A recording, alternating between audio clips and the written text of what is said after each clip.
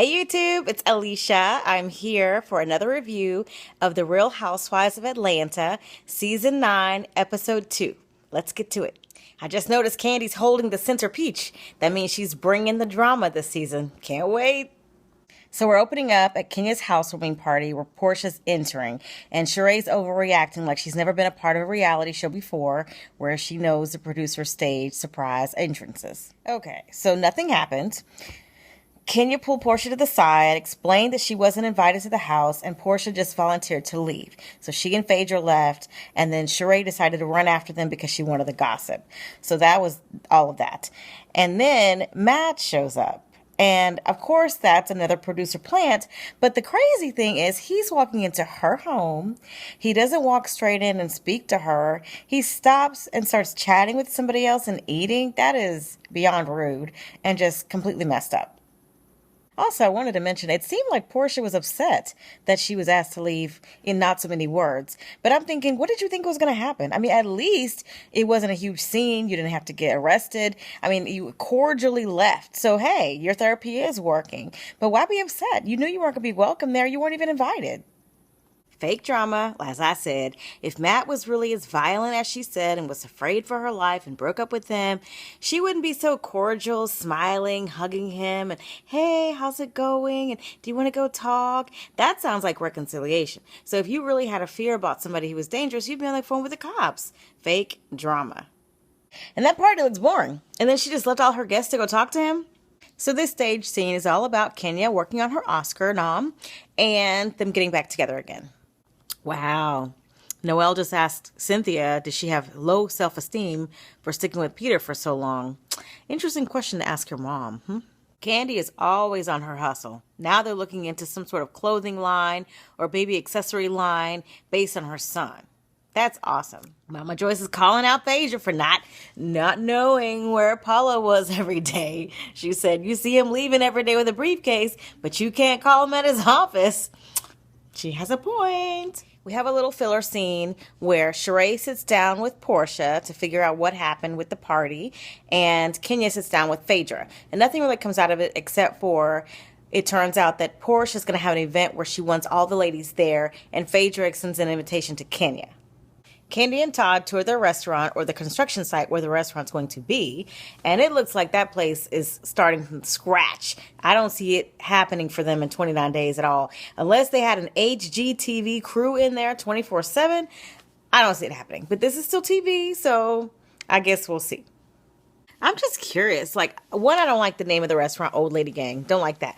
But I'm really wondering, how would this restaurant really do in Atlanta? I mean, Peter had a couple of them and they both failed. So is it that the Atlanta scene just turns over quickly with restaurants, as restaurants are wont to do? Does Candy have a better chance of it going the distance because of her name?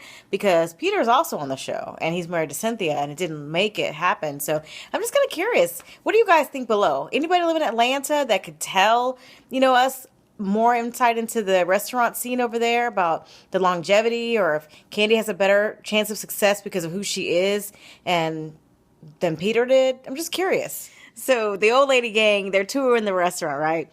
And so Todd was talking about what they're going to do, the performances and everything. And he asked the aunts, what are they going to do? So one of the aunts said that they could take pictures. People could come in and take pictures with the OLG and they could charge like $5 a picture. And it just made me remember that once upon a time, Sheree was out there charging $5 a person to take a picture with her, even using her own phone. Did y'all hear about that? That was like last year sometime, but it just made me chuckle because I wonder, why did she say $5? Okay, Humbertha.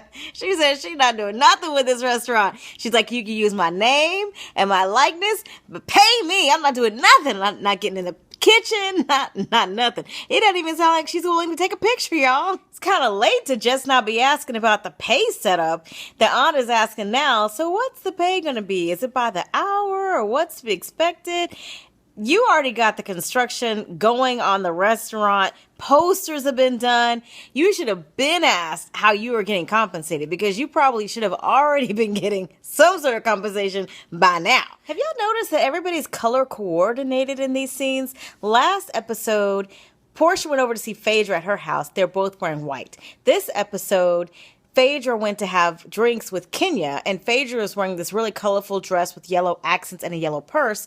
And then Kenya shows up in all yellow and a yellow purse. Now Kenya is going to a wax place with Cynthia and Candy, and Kenya's wearing all red, and Candy's wearing white and red, and then Cynthia's wearing white, all white. So I'm like, I mean, I know that you talk between scenes, but are they also now calling one another and saying, girl, what are you going to wear?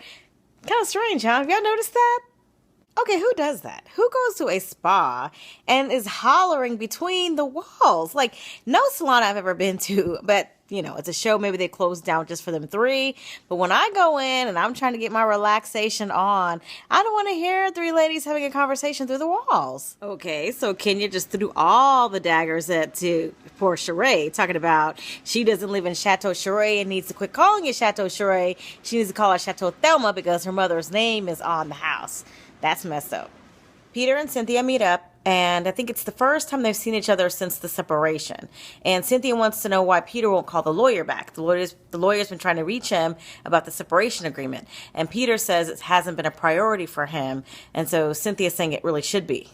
Peter better stop it with the manipulation. I mean, honestly, I'm sure this is not an easy process for either one of them to go through a breakup. But really, you went to the hospital and had chest pains and didn't know who to call, couldn't call her anymore. I mean, it's obvious he's saying that to get a reaction out of her and just emotionally manipulate her. That is so sad and so wrong. I mean, I don't know. I'm not buying it. And I think it's dirty and it's low.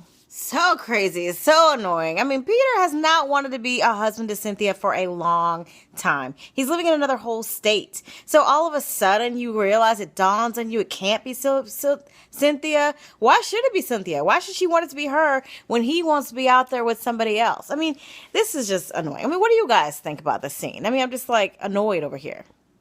It's so sad. I mean, Cynthia is so mature about this whole thing. She's not trying to play games. She's just trying to move on with her life. And Peter, I mean, obviously he had a sugar mama. He had it really good. He's not trying to let it go. I hate that he's doing this to her. I hate it. Well, I'm glad Peter called the lawyer. He was dodging him for the longest time. Maybe all it took was him to sit down and talk to Cynthia about it. She was really mature about it. She made it very plain.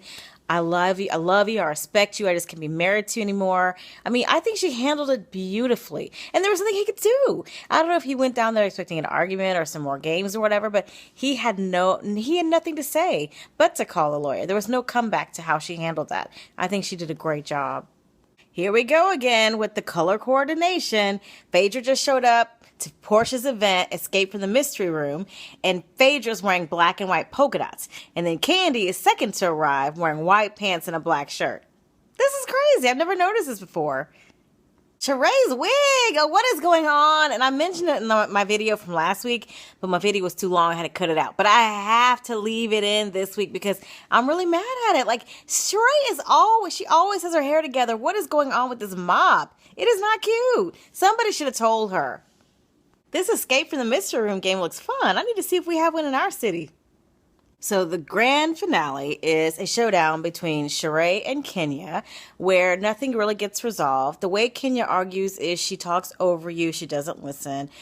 And Sheree is kind of the same way. So they both start arguing, and I feel like Kenya just really went there, calling her all kinds of names, calling Sheree out her name, and Sheree wasn't doing that. Sheree is able to defend herself and say her point without calling you names. But Kenya can't do that. And so she, of course, went too far, and then she couldn't finish it, so she walks away. So that's how it ended, and we're ready for next week. So that's it, y'all. That's episode 2. Let me know down below what you guys thought of the episode. Overall, it was okay. Nothing really happened. But, held my attention the whole hour, which is, something. So let me know in the comments below what y'all thought about tonight's episode. And be sure to come back. If you like this video, give it a thumbs up. Be sure to comment, subscribe, and come back for the next one. I'll see you in the next video. Bye.